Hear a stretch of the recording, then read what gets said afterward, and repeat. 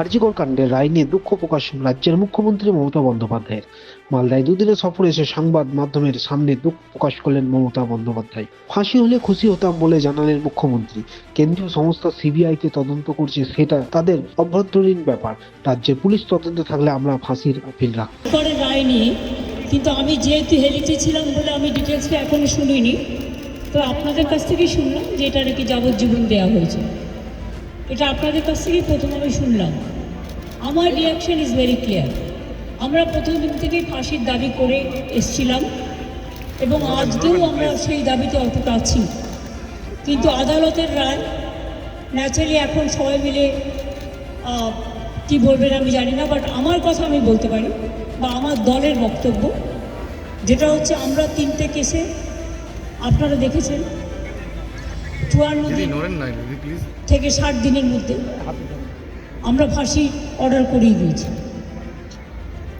কিন্তু আমি জানি না এটা একটা সিরিয়াস কেস এবং এটা নিয়ে ফাঁসি দাবি আমাদের সবার ছিল। সেক্ষেত্রে বিচারের রায় নিয়ে আমি আমার কথা বলতে পারি। আমরা এটাই বলেছিলাম, আমাদের হাতে কেসটা থাকলে আমরা কিন্তু অনেক দিন আগেই ফাঁসির অর্ডার দিয়ে দিতে পারতাম, ফাঁসির অর্ডার করে দিতে পারতাম। আমি জানি না কিভাবে লড়াই করেছেন, কি যুক্তি, আপনারা তো লয়াররা জানেন। সুতরাং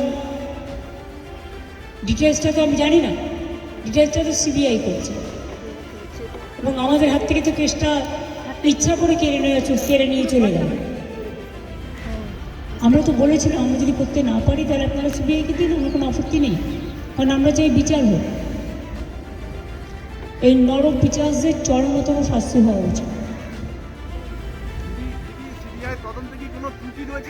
আমি এসব বলতে পারবো না, কিন্তু আমি এখনো আপনিও লয়ার, আমিও অ্যাজ এ লয়ার আমি এ কথা বলছি।